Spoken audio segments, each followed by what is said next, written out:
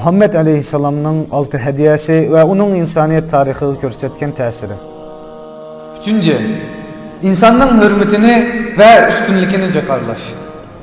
Muhammed sallallahu aleyhi ve sellem'nin peygamberliginin bütkül insaniyetki kılgan katlı yaxşılıkının üçüncüsü bolsa, insanın hürmetlik ve üstünlükkellikini, şundakla bütün insaniyetinin şerefi ve kadir kıymetinin yükseklikini cekarlaş bulup, insanlar Muhammed sallallahu aleyhi ve sellem peygamber bulup evetilişten burun har zabunlukның en tövençiki gitip bargan idi.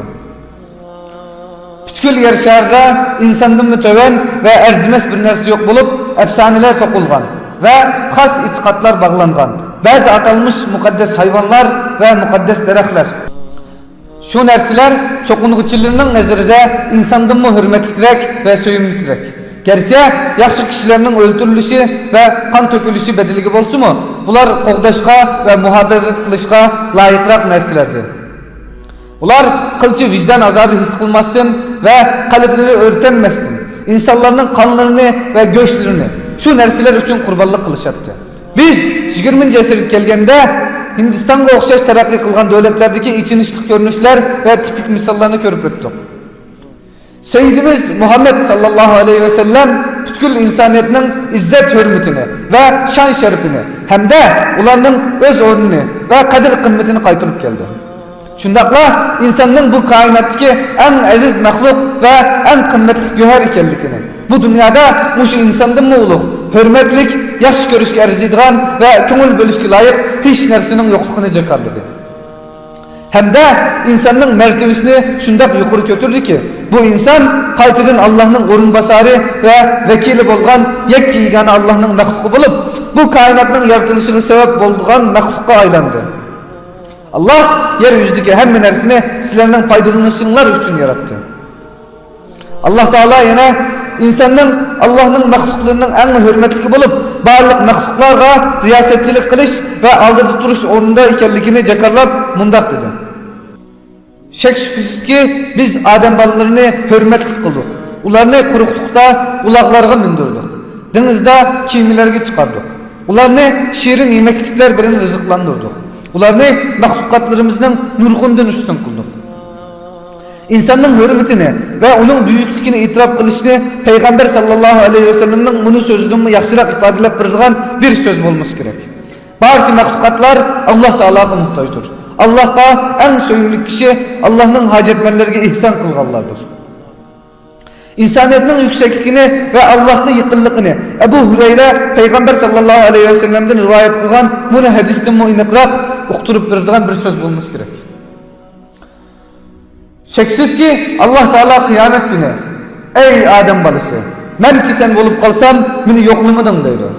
İnsan ey Rabbim sen alemlerinin Rabbi tursan men seni kandak yoklayalaymen deydi. Allah Teala menin palanı bendem ki sen bulup kalgınını bilip durup onu yokluğumdan koy. Eğer sen onu yoklap bargan bolsan meni onun kişiliğini tapalayttın. Ey Adem balısı men senden taam talep kıldım. Lekin bana taam vermeden deydi.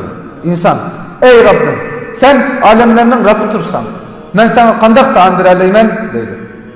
Allah Teala sen falanı bendemden taam talep kılgınını bilip durup onunla taam vermeden koy. Eğer onunla taam vergen bolsan meni onun kişiliğini tapalayttın deydi.